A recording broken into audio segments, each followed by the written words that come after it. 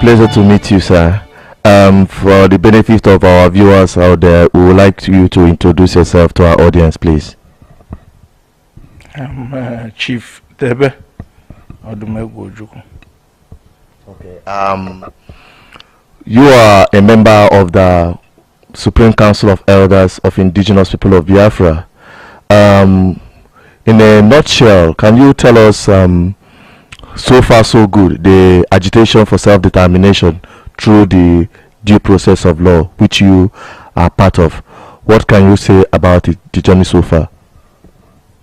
Well, the journey has been very encouraging. Initially, we started with very unsure gait and unsure steps. It started off with the donation of the power of attorney to Bilia Human Rights to pursue the case in the court. The essence of that is that as much as possible, we want to have an achievement of total independence for Biafra without much friction, and do it in a very peaceful way and with minimal human casualty. Okay, outside the legal process of going to court, we understand that the indigenous people of Biafra have engaged in a political process and as well the diplomatic process. How do you think that can help or aid the Biafran agitation for self-determination? That's a very good, viable, three-pronged attack to achieve that self-determination. The legal, is order to anchor whatever we are doing on the bulwark of the law, which I think is very reasonable. Then the second is the diplomatic engagement, because finally, in the final analysis, we are assuming to be among the Committee of Nations. And to be among the Committee of Nations, we must exude that confidence to be able to operate as a nation.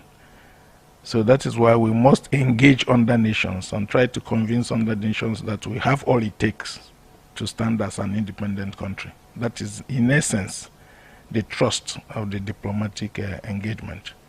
And the political? The political is as much as possible. Police means the people. And whatever you are doing, you have to do it with the people. We can't expect the Council of Elders group of people between 10 and 15. They cannot arrogate to themselves the wisdom, total wisdom, to decide for everything for all Biafrans. So that is why it's always good to carry along the people, the police. That is why the political aspect of it is very vital in the struggle. Okay. Now that there are so many people out there, they barely understand the concept of the agitation for self-determination, and thus they have been brought out on the street. But in recent time, we have seen a turnaround of that protest, that's going out on the street to protest and now adopting sit at home. What can you say about that? Because the terms to pursue what they call civil disobedience through sit at home. What is your perception about going out on the street to protest and also to sit at home? Well, being confrontational is definitely going to result in casualty. And to all intents, that is what going out to the streets will engender. Okay. You find out that the moment you unleash yourselves on the streets, you are not the only Nigerian. You have other people who are trying to go for their businesses. Even if you are not disturbing them, they will claim that you are disturbing them. And the moment you are trying to impede their free access to and through their places of business, that is what will attract the security agencies. And the security agencies, under one guise or the other, might start injuring people. And that is what we must shield our people from. If you look at sit at home, it's lethargic. You are laid back. You are not aggressive. It was used successfully in India. In India, what they did was they came out and sat on the ground. When they sat on the ground, there was nothing anybody could do. They were not fighting anybody. They were not stoning anybody. Gandhi and his people just came and sat on the road. The military people or the police people came, they carried them. When you carried them, somebody else will come and sit down there until they found out that those people were serious. So when you sit at home and you don't go to the shop, you don't go to your places of business, it is unthinkable that any government will come and start coming to your houses to drag you out to come and engage in economic pursuits.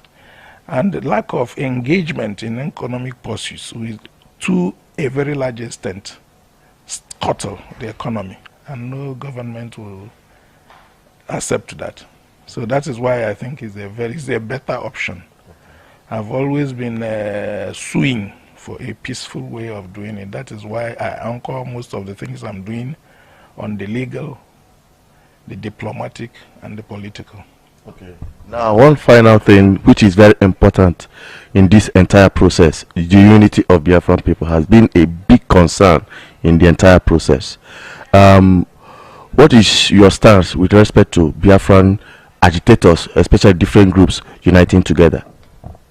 Well, the agitation for the sovereign state of Biafra, initially the concept was anchored on unity. There was no time 20 people came and started saying we want to fight for Biafra. It started from one source. So it was united. But then along the line, Luca, finance, economics came in. And that was what was responsible for the disparate organizations. Some people now started feeling they can make money out of it. I've even suggested, ab initio, that any group that midwives the sovereignty of Biafra should be seen as not, they should not participate in any election. If you participated in midwifing Biafra, you should be promoted to the sinecure post of elder statesman, and you should no longer be part of the struggle. You cannot, for instance, come and vie and say, I want to be president, I want to be prime minister, I want to be this. Once you are part of that process, you must be above board. You must be able to set down the ground rules and guide the young ones. This is how you go about it. Then after doing that, you don't descend again on the arena to say, okay, I want to be the president of the country.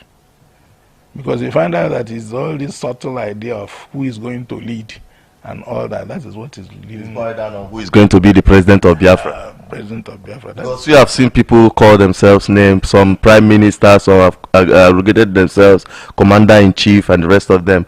I think that is where you are going to. Yes, that is what we call euthanasia. Okay. Euthanasia is like suicide. Midwifing the independence of Biafra should be suicidal. Once you are able to achieve it, you should die to politics.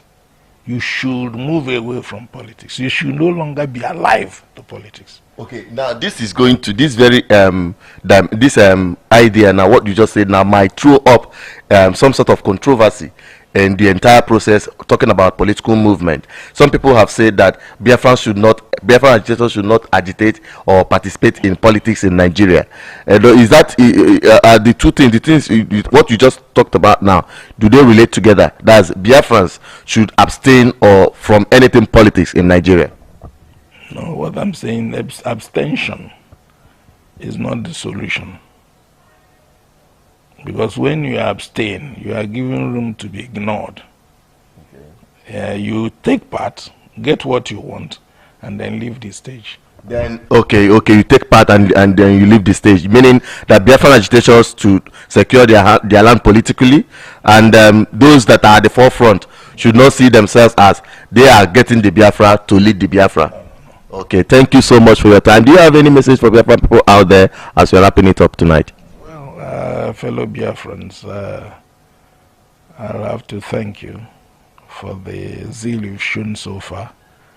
I'll urge you to always sue and fake for unity, because it's with that unity that we ever hope to achieve what we intend. You should find that having disparate voices will not help us. Rather, it will create loophole for the enemies to infiltrate our land. Once we are united, it becomes very difficult for people to run down what we are planning to do.